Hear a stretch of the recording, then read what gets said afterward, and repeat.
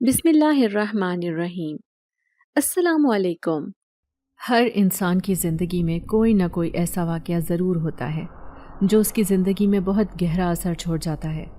ایسا ہی ایک واقعہ میرے اور میری بیوی کی زندگی میں بھی پیش آیا تھا، جسے بھولنا ہمارے بس کی بات نہیں ہے۔ میرا نام حمزہ ہے۔ میرا تعلق ایک چھوٹے سے گاؤں سے ہے۔ میری ماں اور بہنوں نے میری شادی اپنی پسند سے کی تھی اور میں بھی ان کی رضا پر راضی تھا، کیونکہ ان دنوں پسند کی شادی کا کچھ خاص رواج نہیں ہوتا تھا۔ ماں باپ اور گھر والوں کی مرضی کو ہی ترجیح دی جاتی تھی۔ اس سے گھر کا ماحول اچھا رہتا تھا، اور پھر ماں اگر اپنی مرضی کی بہو لاتی تو ان دونوں کو گھر میں بھی کوئی مسئلہ پیش نہ آتا۔ ہمارے ساتھ بھی یہی ہوا تھا۔ ہماری شادی کو 4 سال کا عرصہ گزر چکا تھا، لیکن ہمارے گھر میں کوئی خوشخبری نہیں آئی تھی۔ میں اپنے والدین کا اکلوتا بیٹا تھا، جبکہ مجھ سے چھوٹی 3 بہنیں اور تھیں جو تینوں ہی اب شادی شدہ ہیں، اور سب کے یہاں اولاد جیسی نعمت موجود ہے، جبکہ ہمارا گھر اب تک اس نعمت سے محروم ہے۔ میری ماں میری بیوی کو ہر جگہ لے کر جاتی، کہیں سے دھاگا، کہیں سے تعویذ لے کر دیتی کہ ہو نہ ہو اس مہینے ضرور خوشخبری ملے گی، مگر سب کچھ بے سود رہا۔ میرے دل میں بھی کہیں نہ کہیں اولاد کی خواہش تھی، مگر میں نہیں جانتا تھا کہ اس میں قصور کس کا ہے۔ میں نے بھی یہ معاملہ اب اللہ تعالیٰ پر چھوڑ دیا تھا۔ میں نے کبھی بھی اپنی بیوی کو پلٹ کر بانجھ ہونے کا طعنہ نہیں دیا تھا۔ میں ان سب باتوں سے ڈرتا تھا کہ اگر معاملہ اللہ تعالیٰ کا ہے تو ہم کون ہوتے ہیں اس کی مصلحت میں بولنے والے۔ ویسے بھی میری بیوی یتیم تھی، اس کے والدین بچپن میں ہی فوت ہو گئے تھے۔ اس کو اس کے بڑے بھائی اور بھابھی نے ہی پال پوس کر بڑا کیا تھا۔ وہ اپنے گھر کے معاملات خود تک ہی رکھتی تھی۔ اس نے کبھی بھی اپنے بھائی یا بھابھی کو کسی بھی معاملے کے لیے نہیں بلایا تھا، نہ ہی کبھی کچھ بتایا تھا، اور نہ ہی وہ وہاں زیادہ آتی جاتی تھی۔ شاید اس کی بھابھی کا رویہ اس کے ساتھ کچھ ٹھیک نہیں تھا، اس وجہ سے وہ اپنے گھر میں ہی دل لگا کر رہنا چاہتی تھی، اور اولاد کے نہ ہونے کے بعد وہ کافی مایوس سی رہنے لگی تھی۔ قسمت کو شاید کچھ اور ہی منظور تھا جو وہ اس کا اتنا کڑا امتحان لے رہی تھی۔ وہ بھی اب اپنے اکیلے پن سے تنگ ہونے لگی تھی۔ میں تو صبح کا دفتر جاتا، شام گئے کو واپس آتا۔ جب بھی پہلی تاریخ کو میری تنخواہ آتی، میں اس میں سے کچھ رقم نکال کر اپنی بیوی کے ہاتھ پر رکھتا اور اس سے کہتا کہ تم اس سے اپنا جتنا بھی علاج کروانا چاہتی ہو کرواؤ۔ ہم نے اپنی طرف سے کوئی بھی کسر باقی نہیں چھوڑی تھی۔ ہمارے بانجھ پن کا درد ہمارے دلوں پر بھاری تھا۔ ایک دن جب میں آفس سے گھر واپس آیا تو سارا کمرے میں بیٹھی بلک بلک کر رو رہی تھی۔ میں نے اس کے کندھے پر ہاتھ رکھا تو وہ مجھ سے لپٹ کر زور زور سے رونے لگی اور کہنے لگی کہ میرے ساتھ قسمت نے آخر ایسا کیوں کیا؟ کیا میرے حصے میں صرف تنہائیاں ہی تنہائیاں ہیں؟ اماں بھی سارا دن دوائیاں لے کر اپنے کمرے میں لیٹی رہتی ہیں، میں سارا دن گھر کی دیواروں کو تکتی رہتی ہوں۔ آس پڑوس سے بچوں کے ہنسنے بولنے کی آوازیں آتی ہیں۔ میرا بھی دل کرتا ہے کہ میرے آنگن میں بھی پھول کھلیں۔ دعائیں مانگ مانگ کر اب میں تھک چکی ہوں۔ ڈاکٹرز بھی یہی کہتے ہیں کہ تم میں کوئی خامی نہیں ہے، بس اللہ کی طرف سے ہی دیر ہے۔ آخر اللہ تعالیٰ ہمارا اور کتنا امتحان لیں گے۔ میں نے اس سے کہا کہ صبر کرو اور جلدی سے ہاتھ منہ دھو کر آؤ، آج میں تمہیں کہیں باہر لے کر جاتا ہوں۔ بہت عرصہ ہوا ہے ہم لوگ اکٹھا باہر گھومنے پھرنے نہیں گئے۔ بہت مشکل سے میں نے اسے منایا تھا۔ وہ تیار ہو کر ایک سرخ رنگ کی شال اوڑھ کر باہر آئی۔ آج بھی مجھے اس پر اتنا ہی پیار آیا تھا جتنا شادی کے پہلے دنوں میں ہوا کرتا تھا۔ میں نے اس کا ہاتھ تھاما اور اماں کے پاس لے کر گیا۔ اماں سے کہنے لگا، اماں ہمیں دل سے دعا دیں، سنا ہے ماں کی دعا تقدیر بھی بدل دیتی ہے، آپ دعا کریں گی تو یقیناً وہ قبول ہوگی۔ اماں کہنے لگی، ارے کیسی باتیں کرتا ہے تو، کیا میں ماں ہو کر تیری اولاد کے لیے دعا نہیں کرتی ہوں گی؟ میں نے کہا، اماں ایسی بات نہیں ہے، مگر آج میں چاہتا ہوں آپ ہم دونوں کو دل سے دعا دیں۔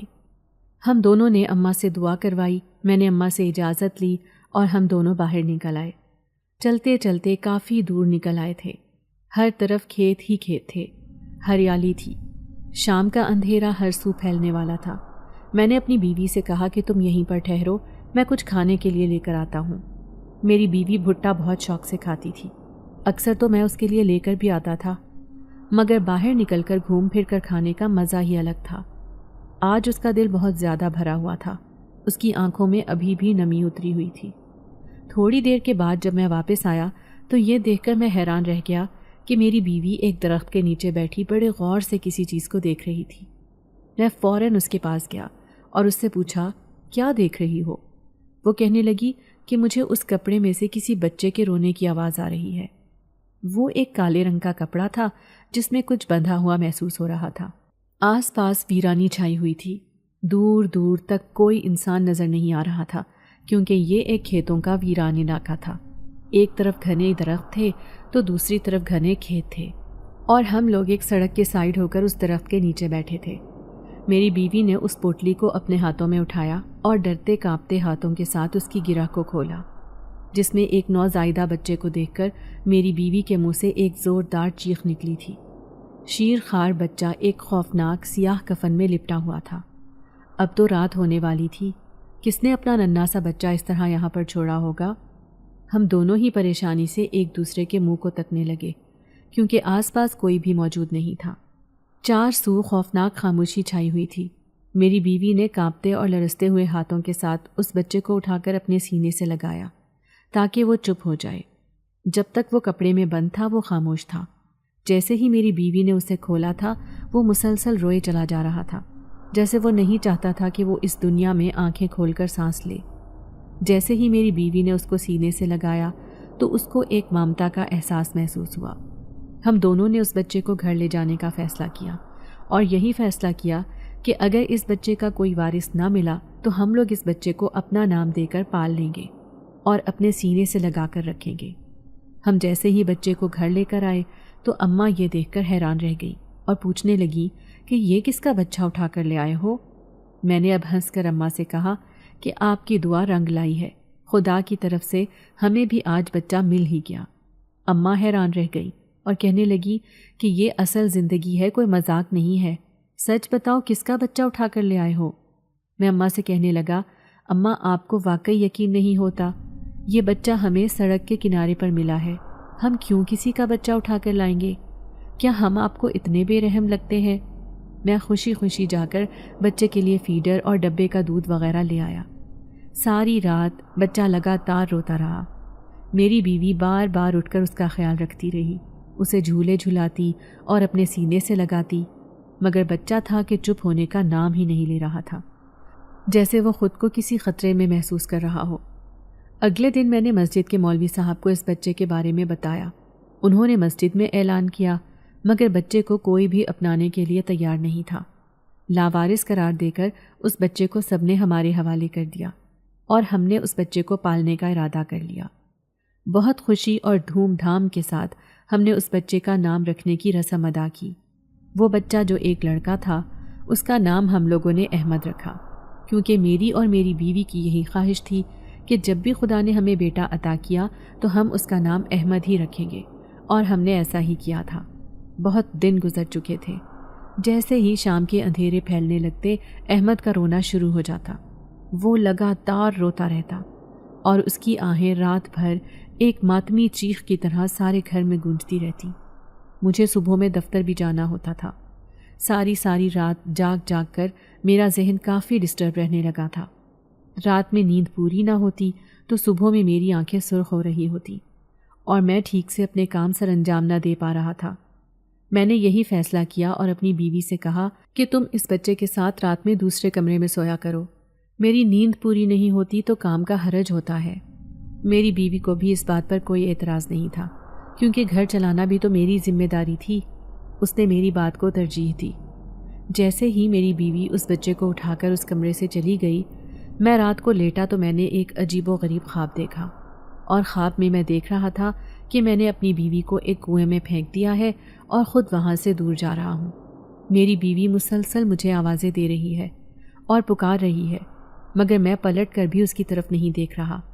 اس کی مسلسل چیخیں میرے کانوں میں گونج رہی تھیں، مگر میرے دل پر کوئی بھی اثر نہیں ہو رہا تھا۔ اس کو اکیلا مرنے کے لیے چھوڑ کر میں بہت دور جا رہا تھا۔ اس خواب میں پسینے سے شرابور ہو چکا تھا۔ جب میری آنکھ کھلی تو رات کے 4 بج رہے تھے۔ میرے سارے وجود پر لرزہ طاری تھا۔ آج تک میں نے ایسا ڈراؤنا خواب کبھی بھی نہیں دیکھا تھا کہ میں اپنی بیوی سے جدا ہو رہا ہوں۔ اگلی صبح میں نے بہت بے دلی کے ساتھ ناشتہ کیا اور آفس چلا گیا۔ جب میں تھکا ہارا گھر آیا میں نے اپنی بیوی سے ایک گلاس پانی طلب کیا۔ سارا دن آفس میں بھی بہت زیادہ کام کرتا رہا تھا اور کل رات خواب کی وجہ سے جو بے چینی مجھ پر طاری ہوئی تھی میں سو بھی نہیں سکا تھا۔ مجھے اپنی بیوی سے الگ سونے کی بالکل بھی عادت نہیں تھی اور یہ پہلی مرتبہ تھا کہ میں اس سے دور ہو کر سویا تھا۔ میں دیکھ رہا تھا کہ میری بیوی بھی کافی تھکی تھکی رہنے لگی ہے، اس پر بھی کافی زیادہ اثر ہوا ہے۔ وہ رات بھر اس بچے احمد کے ساتھ جاگتی رہتی، دن کو بھی سارے گھر کے کام سر انجام دینے لگی تھی۔ اس کی ذہنی حالت کافی متاثر ہونے لگی تھی، وہ مجھ سے کافی حد تک چڑچڑی ہونے لگی تھی۔ میں جو بھی بات کرتا وہ اس کا الٹ مطلب نکال لیتی اور یہی سمجھتی کہ میں اس سے تنگ ہونے لگا ہوں اور اس سے پیچھا چھڑانے کی کوشش کرتا ہوں، اکیلے وقت گزارنا چاہتا ہوں، جبکہ ایسا ہرگز نہیں تھا۔ وہ پہلے ہی بہت حساس طبیعت کی مالک بن چکی تھی اور اب تو احمد کے آنے کے بعد مزید چڑچڑی رہنے لگی تھی۔ مجھے اس کی صحت کی بھی فکر تھی اور ساتھ ساتھ اپنے خواب کی وجہ سے میں خوفزدہ بھی ہو گیا تھا۔ اسی لیے رات جب وہ سونے کے لیے دوسرے کمرے میں جانے لگی تو میں نے اسے اپنے کمرے میں ہی روک لیا اور کہا، سارا یہیں پر سو جاؤ، رات تمہارے بغیر مجھے یہاں پر نیند نہیں آئی، گھبراہٹ ہوتی رہی۔ میں نے اب کی بار بھی اسے خواب کے بارے میں نہیں بتایا، تاہم وہ کہنے لگی، آپ کی نیند خراب ہوگی، آپ نے صبح جلدی دفتر جانا ہوتا ہے اور پھر سارا دن دفتر کے کاموں میں گزر جاتا ہے تو آپ کو آرام کرنے کا موقع بھی نہیں ملتا۔ یہ کہہ کر وہ بچے کو اٹھا کر ساتھ لے گئی، جبکہ میں کمرے کے اندر اکیلا تنہا بیٹھا رہ گیا۔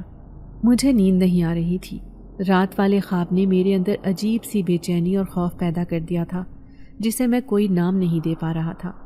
کہنے کو تو کوئی بھی عجیب بات نہیں تھی اور نہ ہی کوئی غیر معمولی واقعہ تھا۔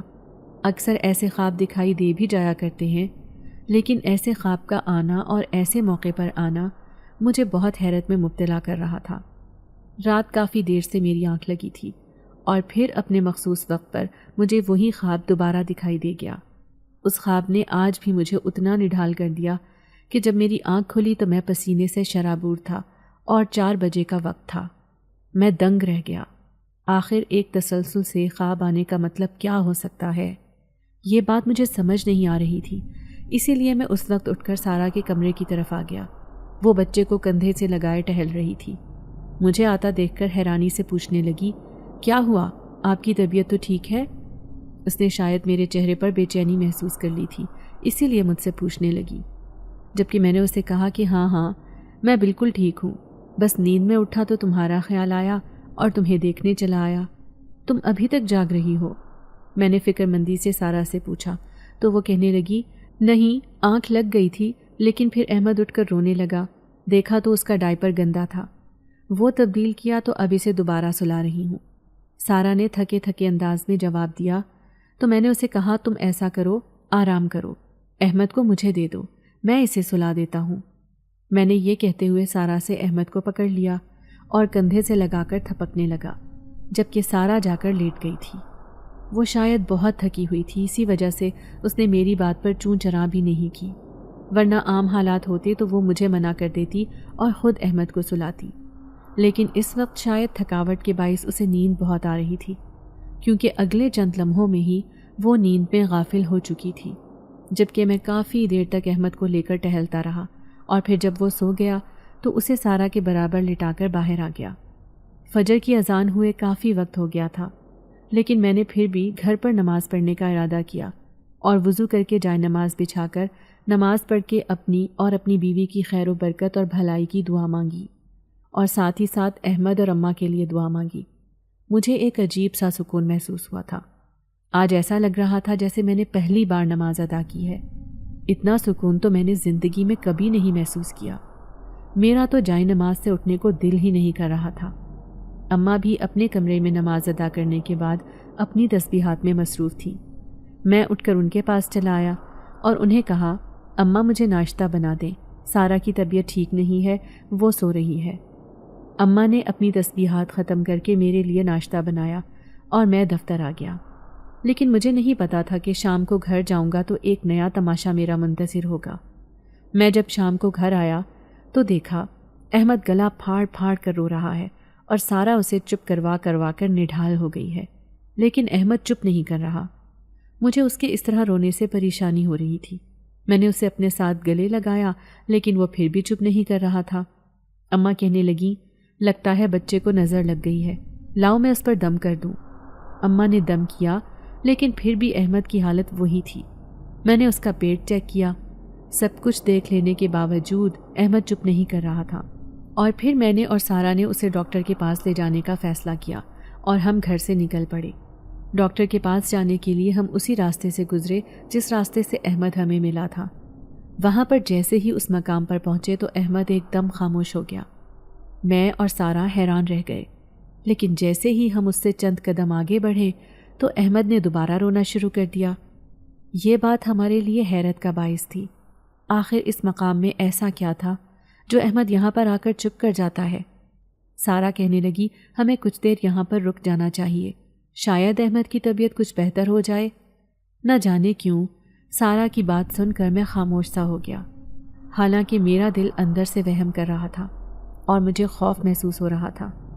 میں یہاں پر رکنا نہیں چاہ رہا تھا، یا تو گھر واپس جانا چاہتا تھا یا پھر ڈاکٹر کے پاس جانا چاہتا تھا، لیکن اب سارا کی وجہ سے میں یہاں رک گیا، اور جتنی دیر ہم یہاں پر رکے رہے احمد خاموشی سے سارا کی گود میں کھیلتا رہا اور ٹکر ٹکر ادھر ادھر دیکھتا رہا۔ جس درخت کے نیچے سے احمد ہمیں ملا تھا میں اس درخت کی طرف دیکھتا تو عجیب سی بے چینی میرے اندر اٹھنے لگتی۔ آج بھی وہ کالا کپڑا اسی درخت کے نیچے پڑا ہوا تھا۔ ہم وہ کالا کپڑا گھر لے کر ہی نہیں گئے تھے۔ نہ جانے کیوں مجھے اس کالے کپڑے سے بہت خوف آ رہا تھا، اسی لیے میں احمد کو اس میں سے نکال کر لے گیا تھا۔ مغرب کی اذانیں بھی ہو چکی تھیں اور اب اندھیرا پھیلنا شروع ہو گیا تھا، اسی لیے میں نے سارا سے کہا کہ چلو اٹھو اور اب گھر واپس چلتے ہیں، بہت دیر ہو گئی ہے۔ سارا نے بھی میری تائید کی، کیونکہ اس کا کہنا تھا کہ گھر پر کافی کام میرے منتظر ہیں اور میں اب جا کر انہیں نمٹاؤں گی، اس لیے ہم دونوں احمد کو لے کر گھر آ گئے۔ اب احمد خاموش تھا، جیسے وہ پرسکون ہو گیا ہو۔ نہ جانے کیا بات تھی جو اب وہ اچانک ہی اتنا پرسکون ہو گیا تھا۔ میں سارا کے ساتھ اس کے کاموں میں مدد کروانے لگا، احمد اماں کے ساتھ کھیل رہا تھا۔ وقت اسی طرح گزرتا رہا اور احمد اب جوان ہو رہا تھا۔ احمد کا کوئی بھی وارث ہم تک نہیں آیا تھا، حالانکہ اپنے طور پر ہم نے ارد گرد کی مساجد میں بھی اعلان کروا دیے تھے، اور اس کے علاوہ ہم نے اپنی پوری کوشش کی تھی کہ اگر احمد کا کوئی وارث مل جاتا ہے تو ہم احمد کو ان کے سپرد کر دیں گے، کیونکہ ہم تو خود بے اولاد تھے، اسی لیے ہمیں اولاد کی اہمیت کا اچھی طرح اندازہ تھا۔ لیکن شاید احمد کا پلنا بڑھنا ہمارے ہی گھر میں لکھا ہوا تھا، اسی وجہ سے اس کے وارث کا کوئی پتہ نہیں چل سکا تھا، اور احمد ہمارے گھر میں اولاد کی طرح پلتا رہا۔ اب وہ جوان ہو گیا تھا اور وہ اتنا خوبصورت اور شاندار تھا کہ نظر بھر کر دیکھنا بھی اسے نظر لگا دیتا تھا۔ میں اسے دیکھ دیکھ کر حیران ہوتا تھا کہ میرا بیٹا اتنا جوان نکلے گا، اور سارا کی تو وہ آنکھوں کا تارا تھا۔ وہ بھی سارا سے بہت محبت کرتا تھا اور سارا کے ساتھ ہر بات کرتا تھا۔ احمد بہت ذہین اور قابل بچہ تھا، اپنی کلاس میں اول آتا تھا اور ہمیشہ سب کے ساتھ بہت باادب رہتا تھا۔ لیکن اب احمد جو ہی 18 سال کا ہوا تو گھر میں عجیب و غریب واقعات رونما ہونے لگے، جنہوں نے ہمیں خوفزدہ کر کے رکھ دیا تھا۔ ایک دن اسی طرح جب میں گھر میں داخل ہوا تو میں نے دیکھا کہ احمد کسی کے ساتھ باتیں کر رہا ہے، لیکن احمد کے پاس کوئی موجود نہیں ہے۔ میں بے حد حیران ہوا۔ احمد کا انداز ایسا تھا جیسے دو دوست آپس میں بات کر رہے ہوں اور ان کے درمیان بڑے دلچسپ موضوع پر گفتگو ہو رہی ہو۔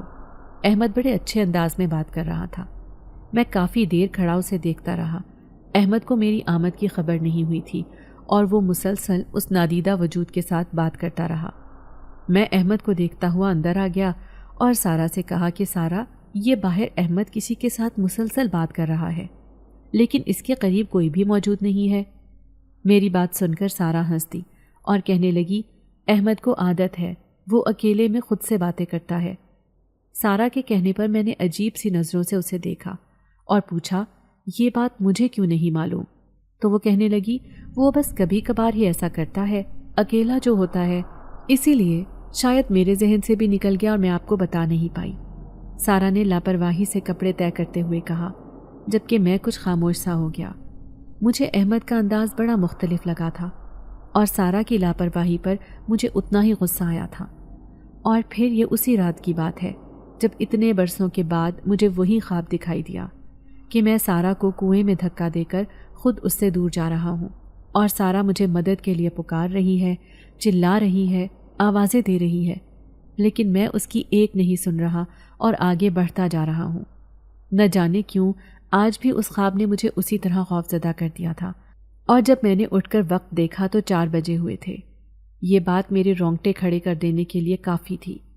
سارا میرے برابر میں آرام سے سو رہی تھی، جبکہ احمد اب اس کمرے میں سوتا تھا جہاں پر کبھی سارا اور احمد ہوا کرتے تھے۔ میرے دل میں کیا خیال آیا کہ میں اٹھ کر باہر آ گیا اور برآمدے میں کھڑا ہو گیا۔ احمد کے کمرے کی لائٹ بند تھی، لیکن میں جیسے ہی اس کے کمرے کے دروازے کے قریب گیا تو دیکھا کہ احمد جاگ رہا تھا اور اپنے بیڈ پر آلتی پالتی مار کر بیٹھا ہوا تھا۔ اس کی آنکھیں بند تھیں، لیکن اس کا انداز عجیب سا لگ رہا تھا۔ ایک دم اس نے بند آنکھوں سے مجھے مخاطب کرتے ہوئے کہا، ابو اندر آ جائیں، وہاں کھڑے کیا دیکھ رہے ہیں؟ احمد کی آواز بھی اس وقت بہت بھاری اور پراسرار سی محسوس ہو رہی تھی۔ میرے ماتھے پر پسینے کے قطرے نمودار ہو گئے اور میں نے احمد سے کہا، نہیں احمد، تم بیٹھو، میں نماز پڑھنے جا رہا ہوں، اور میں فوراً وہاں سے ہٹ گیا۔ اس وقت مجھ پر شدید گھبراہٹ طاری تھی، میری دھڑکن بہت تیز تھی اور میں واپس اپنے کمرے میں آ کر اپنے بستر پر آ کر جیسے گر سا گیا۔ میرے ساتھ آخر یہ سب کیا ہو رہا تھا؟ مجھے اس بارے میں کچھ پتہ نہیں چل رہا تھا۔ میں آج کل بہت گھبرایا ہوا سا رہتا تھا۔ اس خواب نے مجھے الگ پریشان کر رکھا تھا، جبکہ سارا اور احمد ایک دوسرے کے ساتھ بالکل ٹھیک تھے، اور نہ ہی میری امی کو اس بارے میں کچھ محسوس ہوا تھا۔ لیکن ایک دن تو حد ہو گئی۔ میں صبح فجر کے وقت اٹھا تو دیکھا احمد اپنے کمرے میں نہیں تھا۔ مجھے بہت گھبراہٹ ہوئی۔ میں نے احمد کو سارے گھر میں دیکھا، لیکن مجھے وہ کہیں نظر نہیں آ رہا تھا۔ مجھے اب تشویش ہونے لگی تھی۔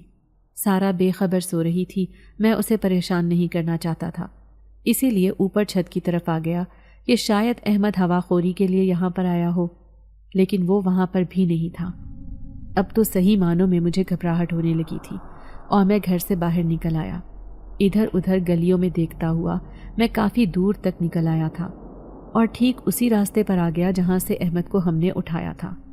جب میں اس مقام کے قریب پہنچا تو دیکھا احمد اسی درخت کے نیچے بیٹھا ہوا ہے اور وہ کالا کپڑا اس کے ہاتھ میں ہے۔ میں وہاں پر پہنچا تو احمد کو وہاں بیٹھا دیکھ کر میرے رونگٹے کھڑے ہو گئے۔ احمد نے میری آہٹ محسوس کر لی تھی۔ اس نے سر اٹھا کر میری طرف دیکھا۔ اس کی آنکھیں اس وقت لال سرخ تھیں اور چہرے پر ایسے تاثرات تھے جیسے وہ وہاں پر موجود نہیں ہے۔ میرے دل کو ایک دم دھچکا سا لگا۔ میں نے اسے آواز دی، احمد، احمد یہاں پر کیا کر رہے ہو بیٹا؟ چلو گھر چلو۔ جبکہ احمد نے آگے سے کوئی جواب نہیں دیا۔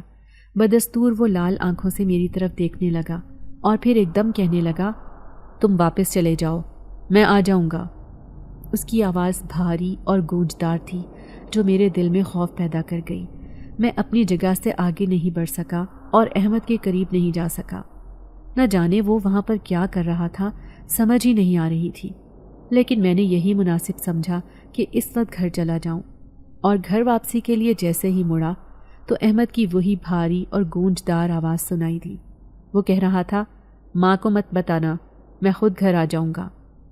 احمد کی بات نے میرے پیروں تلے سے زمین سرکا دی۔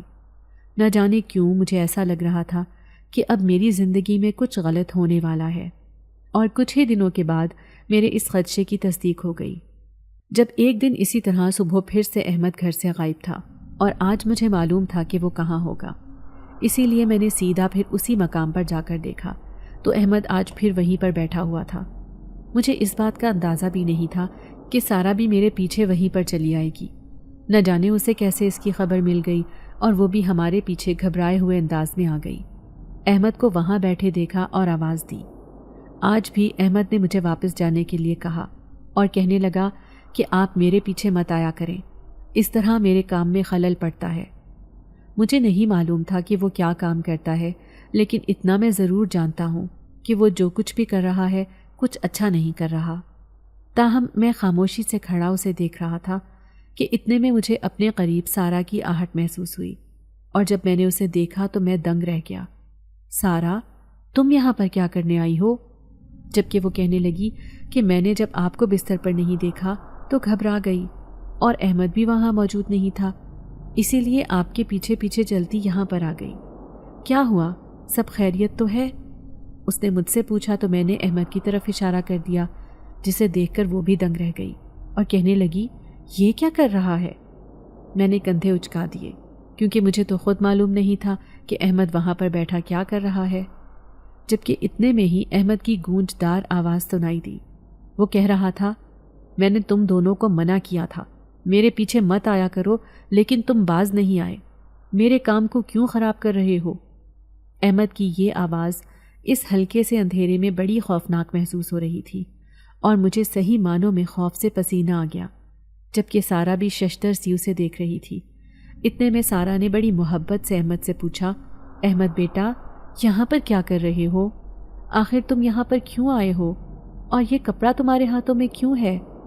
احمد نے آنکھیں بند کیے سارا کو جواب دیا، کہنے لگا، یہ کپڑا اس لیے میرے ہاتھوں میں ہے کیونکہ میں اسی میں لپٹا ہوا تھا، آپ کو تو اچھی طرح یاد ہوگا، اسی کپڑے سے آپ نے مجھے نکالا تھا۔ احمد کی بھاری اور گونجدار آواز پر سارا نے فوراً ہاں میں سر ہلایا اور کہنے لگی، ہاں یہ بات سچ ہے، لیکن تمہیں یہ بات کیسے پتہ چلی؟ لال ہوتی ہوئی آنکھوں سے وہ کہنے لگا، دراصل میں ایک جن زادہ ہوں اور مجھے یہ بہت اچھی طرح معلوم ہے، یہ کپڑا جناتی کپڑا ہے اور ہم جنات کے پیدا ہوئے بچوں کو اسی سے باندھ کر رکھتے ہیں۔ اس کے منہ سے یہ سب سن کر میں اور سارا حیرت اور خوف کے مارے ششدر رہ گئے۔ سارا نے بے اختیار میرا ہاتھ پکڑ لیا اور میرے ساتھ لگ گئی، جبکہ مجھے خود اس انکشاف پر جیسے یقین ہی نہیں آ رہا تھا۔ احمد کا یہاں آنا اور اس طرح موجود ہونا ہم دونوں کے لیے حیرت کا باعث تھا، اور اب اگر میں سوچوں تو احمد ٹھیک ہی کہہ رہا تھا۔ وہاں پر اس ویرانے میں آخر کون اپنے جان سے پیارے ٹکڑے کو رکھ کر جائے گا؟ وہاں پر ایسے جنزادے کا ہی بچہ ہو سکتا تھا، اور ہم نے اس وقت اولاد کی چاہت اور محبت میں کچھ بھی نہیں سوچا اور احمد کو اٹھا کر گھر لے آئے۔ میں اور سارا وہاں پر کھڑے ہی نہیں رہ سکے۔ ہمیں ایک دم اتنا خوف محسوس ہوا کہ ہم لوگ ایک دوسرے کا ہاتھ پکڑ کر تقریباً بھاگتے ہوئے گھر آئے۔ ہم دونوں کے چہروں پر گھبراہٹ نمایاں تھی۔ امی نے پوچھا بھی کہ صبح صبح کہاں پہ چلے گئے تھے اور احمد بھی اپنے کمرے میں نہیں ہے۔ اماں کا معمول تھا کہ وہ صبح اٹھ کر احمد کو ضرور دیکھتی تھی اور اسے نظر بد سے بچنے کی دعائیں پڑھ پڑھ کر پھونکتی تھی۔ میں نے بات بناتے ہوئے اماں سے کہا، اماں دراصل ہم باہر سیر کرنے کے لیے گئے تھے، صبح کی سیر صحت پر اچھا اثر کرتی ہے، بس یہی سوچ کر ہم بھی نکل گئے۔ میں نے گھبرائے ہوئے انداز میں اماں سے کہا اور اندر کمرے میں آ گیا۔ جبکہ وہ سارا سے احمد کا پوچھنے لگی تو سارا نے بھی یہی جواب دیا کہ وہ بھی سیر پر گیا ہوا ہے، اور کمرے میں آ گئی۔ کمرے میں آ کر وہ میرے ساتھ لگ کر رونے لگی اور کہنے لگی، حمزہ اب ہم کیا کریں گے؟ احمد میرا ایک ہی بیٹا تھا، میں نے اس کو پالا پوسا، دودھ پلایا، اب اگر وہ ایک جن زادہ ہے تو ہم کیا کریں گے؟ کیا ہم اسے اپنے گھر میں جگہ دیں گے یا اسے واپس اس کی دنیا میں بھیجنے کی کوشش کریں گے؟ سارا کے دل میں وسوسے بول رہے تھے۔ وہ ایک ماں تھی اور ماں ہونے کے ناطے اس کے دل میں اس طرح کی باتیں چلنا معمول کی بات تھی، لیکن میں کچھ اور بھی سوچ رہا تھا۔ مجھے احمد کے عزائم کچھ اچھے نہیں لگ رہے تھے، اسی لیے میں نے سارا سے یہی کہا کہ ابھی تم خاموش رہو، دیکھتے ہیں وہ کیا چاہتا ہے۔ ہمارے کچھ دیر کے بعد احمد بھی گھر آ گیا اور وہ بالکل ایسے تھا جیسے کچھ ہوا ہی نہ ہو، اور اس کے ہاتھ میں وہ کالا کپڑا بھی اسی طرح موجود تھا۔ نہ جانے کیوں اس کالے کپڑے کو دیکھ کر مجھے گھبراہٹ محسوس ہونے لگی تھی، تاہم وہ سیدھا اپنے کمرے میں چلا گیا۔ اس نے کسی سے کوئی بات نہیں کی۔ میں اور سارا بھی جیسے ایک دوسرے سے نظریں چرائے ہو رہے تھے۔ ہمیں یقین ہی نہیں آ رہا تھا کہ ایک جن زادے کو ہم اپنی اولاد سمجھ کر پالتے رہے۔ آج جب وہ جوان ہو گیا تھا تو وہ شاید اپنی دنیا میں واپس جانے کی کوشش کر رہا تھا۔ میں سارا دن اسی بارے میں سوچتا رہا، دفتر بھی نہیں گیا، اور پھر شام کو احمد کے کمرے میں چلا گیا۔ شام کے وقت مجھے اپنے کمرے میں دیکھ کر وہ چونک گیا اور کہنے لگا، کیا ہوا؟ آپ یہاں پر آئے، خیریت؟ میں آہستہ آہستہ چلتا ہوا اس کے قریب جا کر بیٹھ گیا اور اس کے کندھے پر ہاتھ رکھ کر اس سے پوچھنے لگا، احمد بیٹا، کیا میرے یا تمہاری ماں کے پیار میں کوئی کمی رہ گئی ہے جو تم اب ہم سے باتیں چھپانے لگے ہو؟ تم آخر ہمیں بتاتے کیوں نہیں؟ تم وہاں پر کیا کرنے جاتے ہو؟ تم کیا چاہتے ہو؟ میں نے آہستہ آواز میں احمد سے کہا تو احمد گہرا سانس بھر کر کہنے لگا، ابو میں سچ کہوں تو مجھے یہاں پر اس گھر میں بہت اچھا لگتا ہے۔ آپ، دادی، ماں، तीनों मुझसे बेहद मोहब्बत करते हैं और फिर मेरी हर ख्वाहिश को पूरा करते हैं। लेकिन मैं क्या करूं, मेरे अपने लोग मुझे यहाँ पर टिकने नहीं दे रहे। उनका कहना है कि मैं जब 18 साल का हो जाऊंगा तो मुझे वापस आना है, और मैं अब 18 का हो गया हूँ। अब आप बताएं मैं क्या करूँ। वो बार बार मुझे तंग करते हैं और मुझे बुलाते हैं। मैं उस मकाम पर इसीलिए जाता हूँ कि उन्हें समझा सकूँ, उनसे बात कर सकूँ। वहाँ पर उनसे बात करना और उन्हें समझाना आसान है, लेकिन वो लोग समझ नहीं रहे। उनका कहना है कि तुम अब वापस आ जाओ। उन्होंने वक्ती तौर पर आप लोगों को परेशान देखकर मुझे आपकी झोली में डाल दिया था, और कुछ वहाँ पर हमारी कोई दुश्मनी भी चल रही थी, जिसकी बदौलत उन्होंने मेरी जान महफूज रखने के लिए मुझे वहाँ पर रख दिया था। और फिर जब आप लोगों की नज़र पड़ी तो आप लोग मुझे अपने साथ घर ले आए। लेकिन अब वो लोग चाहते हैं कि मैं वापस जाऊँ। मेरी माँ, मेरा बाप, मेरी दादी, चचा, ताया सब मुझे वापस बुलाने पर मुसिर है। अब आप ही मुझे बताएं मैं क्या करूं। मैं यहाँ से जाना नहीं चाहता। मुझे पता है मेरा वहाँ पर दिल नहीं लगेगा, लेकिन मेरी मजबूरी है। मैं इस तरह जिन्नात की दुनिया से कट कर रह जाऊँगा। मेरे पास कोई ताकत नहीं बाकी बचेगी, और ना ही वो लोग मेरी बात कभी मानेंगे। हो सकता है अगर मैं यहाँ पर रुकने का फ़ैसला करूँ तो वो मुझे कोई नुकसान भी पहुँचा दे। वो आपको भी कोई नुकसान पहुँचा सकते हैं। अब आप ही बताएं, ऐसी मुश्किल घड़ी में मैं क्या करूं? अहमद ने अपनी सारी मुश्किल मेरे आगे बयान कर दी तो मैं दंग रह गया। मुझे नहीं मालूम था कि अहमद के साथ क्या गुजर रही है और वो क्या सोच रहा है, लेकिन अब ये सब जानकर मुझे बहुत दुख हुआ था। और अहमद से मैंने यही कहा था कि तुम फिक्र मत करो, सब ठीक हो जाएगा। और फिर उसी दिन मैंने सारा से मशवरा करके अपने गांव के अंदर मौजूद एक पानी वाले बाबा से राब्ता किया। पानी वाले बाबा के बारे में मशहूर था कि वो जिन्नात को काबू करने का बहुत हुनर रखते हैं और जिन्नात उनके नाम से कांपते हैं। अब मुझे जब ज़रूरत पड़ी थी तो मैं सबसे पहले उन्हीं के पास गया था। मैंने अपना मसला उनके आगे रखा, जिसे सुनकर वो एक हुंकारा भरकर रह गए और कहने लगे, हम उस जिनज़ादे को नीस्तो नाबूद कर देंगे। उनके मुंह से ये बात सुनकर मेरा दिल कांप उठा और मैंने उन्हें कहा, नहीं नहीं, मुझे अहमद का कुछ नहीं करवाना। अहमद मेरी औलाद है और मैंने उसे अपनी औलाद बनाकर घर में रखा हुआ है। मैं उसके घर वालों का कुछ करवाना चाहता हूँ कि वो अहमद का पीछा छोड़ दें और उसे कभी तंग ना करें। मैंने लजाजत से पानी वाले बाबा से कहा तो वो सोचने लगे और कहने लगे, मैं सोचता हूँ जल्द ही इसका हल निकल आएगा। अहमद खुद भी आजकल बहुत परेशान था। न जाने क्या बात थी, उसे शायद हमसे बिछड़ने का डर था या फिर अपनी दुनिया में जाने की परेशानी थी। जो भी था, वो खुद भी अब ज़्यादातर कमरे में बंद रहता और परेशान दिखाई देता था। अगले दिन जुम्मेरात थी तो पानी वाले बाबा घर पर ही चले आए और कहने लगे कि इस बच्चे को मेरे सामने ले आओ, मैं उसे देखना चाहता हूँ। अहमद उनके सामने आने से घबरा रहा था क्योंकि उसे इस बात का डर था कि कहीं वो उसे ही काबू करके ना ले जाए, लेकिन मैंने उसकी तसल्ली करवाई और उसे अपने साथ ही बाहर लेकर आया। पानी वाले बाबा ने कुछ पढ़कर अहमद पर फूंका और अपने पास मौजूद बोतल से पानी अहमद पर छिड़का तो अहमद एकदम स्याह पड़ गया और उसकी आंखें लाल सुर्ख हो गईं। जब वो कहने लगा, मुझे तंग मत करो, मैं यहाँ से कहीं नहीं जाऊँगा, उसकी आवाज़ बदल चुकी थी और उसका अंदाज भी कुछ और ही हो गया था। मैं खुद भी घबरा गया और इसी घबराहट में उसका हाथ छोड़ बैठा, जबकि सारा भी फटी फटी निगाहों से उसकी तरफ देख रही थी। कुछ देर के बाद ही अहमद बेहोश होकर गिर गया था, जबकि पानी वाले बाबा कहने लगे, ये जिनज़ादा तो नहीं है, बल्कि ये तो एक शैतानी ताकत है जो जिन्नात ने तुम्हारे घर भेज दी है और बहुत जल्द ये तुम सबको तबाह कर देगा और अपने गलत मकासद में तुम लोगों को इस्तेमाल करेगा। इसलिए बेहतर यही है कि इसे वापस इसकी दुनिया में भेज दो, वरना बाद में कोई भी तुम्हारी मदद नहीं कर पाएगा। आमिल बाबा ने मुझे और सारा को बहुत डरा दिया था। हम दोनों ने घबराहट से एक दूसरे की तरफ देखा। अहमद से हम दोनों को मोहब्बत थी और हम दोनों ही उसे वापस भेजना नहीं चाहते थे, लेकिन अब आमिल बाबा जो कुछ कह रहे थे हम उससे नज़रें भी नहीं चुरा सकते थे। इसीलिए बहुत मुश्किल से हमने अपने दिल पर पत्थर रखकर ये फ़ैसला किया और आमिल बाबा को इस बात की इजाज़त दे दी कि वो अहमद को उसकी दुनिया में वापस भेज दें। और फिर आमिल बाबा ने अपने अमल का आगाज़ कर दिया। अहमद तो पहले ही बेहोश होकर नीचे गिरा हुआ था। आमिल बाबा ने पढ़ाई कर करके उसके ऊपर फूंके मारने लगे। احمد کے جسم کو جھٹکے لگتے، وہ زوردار طریقے سے اوپر کی طرف اچھلتا، لیکن ایسے لگ رہا تھا جیسے اس کا جسم بے جان ہو گیا ہو۔ عامل بابا نے یہ ایک ایسا عمل کیا تھا کہ احمد بے ہوش تھا، اپنی آنکھیں نہیں کھول پا رہا تھا۔ عامل بابا مسلسل پڑھائی کرتے رہے اور پھر ایک دم انہوں نے پڑھائی کر کے اس پر پھونکی اور اپنے پانی کی بوتل سے کچھ نکال کر اس کے اوپر چھڑکا، اور تھوڑی ہی دیر کے بعد احمد کے وجود سے اٹھنے والی بدبو نے پورے گھر کو اپنی لپیٹ میں لے لیا۔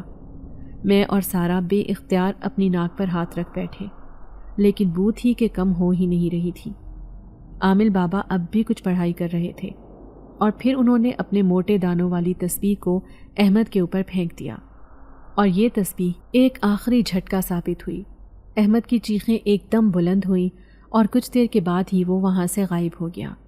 وہاں پر صرف احمد کی بدبو تھی جو کچھ دیر کے بعد ہی ختم ہو گئی۔ عامل بابا نے وہ پانی کی بوتل مجھے اور سارا کو دے دی اور کہنے لگے، اسے گھر کے چاروں کونوں میں چھڑک دینا اور بار بار چھڑکنا، اور پڑھائی کا خاص اہتمام کرنا۔ جب تک میں کہوں تب تک تو خاص طور پر تم لوگوں نے پڑھائی کرتے رہنا ہے۔ عامل بابا کی ہدایات ہم نے بغور سنی اور ان پر عمل بھی کیا، لیکن نہ جانے کیا بات تھی، احمد کے بعد ہمارا اس گھر میں دل لگ ہی نہیں رہا تھا۔ میں اور سارا اکثر اسے یاد کر کر کے روتے رہتے تھے، اور ہم اس کی باتیں بھی کرتے رہتے تھے۔ اماں بھی خالہ کے گھر کی طرف سے واپس آ چکی تھی۔ انہوں نے آتے ہی احمد کے بارے میں پوچھا۔ میں اور سارا ایک دوسرے کو دیکھ کر رہ گئے تھے، اور پھر بڑی مشکلوں سے ہم نے اماں کو ساری حقیقت بتائی، جسے جان کر وہ خود بھی دنگ رہ گئیں اور کہنے لگیں، ایسا کیسے ممکن ہو سکتا ہے؟ وہ تو میرا احمد تھا، میرا پوتا تھا، تم لوگ کیسے اسے اس طرح واپس بھیج سکتے ہو؟ اماں نے بڑے دل گیر لہجے میں کہا اور رونے لگی۔ بے اختیار اماں کے آنسو بہہ نکلے تھے۔ میں اور سارا بھی جو اتنے دنوں سے خود پر ضبط کیے ہوئے تھے، ہم بھی اماں کے ساتھ مل کر رونے لگے۔ ایسا لگ رہا تھا جیسے ہمارے جینے کا مقصد ہی ختم ہو گیا ہو۔ احمد کیا ہماری زندگی سے گیا، ہم اور ہمارا گھر اجڑ کر رہ گئے تھے۔ میں اور سارا سارا دن خالی خالی بیٹھے رہتے اور ایک دوسرے کو صرف دیکھتے رہتے۔ سارا احمد کے کمرے میں جا کر بند ہو جاتی اور اس کی چیزوں کو چھو کر اپنے ساتھ لگائے روتی رہتی، اور پھر وہیں اس کے بستر پر سو جاتی۔ اماں کی حالت بھی سارا سے کچھ مختلف نہیں تھی، لیکن آہستہ آہستہ کر کے اب انہیں صبر آتا جا رہا تھا۔ اب ان دونوں کی حالت میں کچھ بہتری آ رہی تھی۔ میں تو چونکہ دفتر چلا جاتا تھا، اس لیے میرا حال تھوڑا مختلف تھا، لیکن وہ دونوں گھر پر ہوتی تھی اور ہر وقت کا احمد کا ساتھ تھا۔ احمد کے جانے کے بعد کافی مہینے لگ گئے تھے ہم لوگوں کو سنبھلنے میں، لیکن پھر ایک دن اماں کہنے لگی کہ تم یہ گھر بیچ دو، اب میرا یہاں پر دل نہیں لگتا، کسی اور علاقے میں کسی اچھی جگہ پر گھر لینا، میں اب یہاں پر نہیں رہنا چاہتی، مجھے بار بار احمد کی یاد آتی ہے اور اس کی یادیں ادھر ادھر بکھری دکھائی دیتی ہیں۔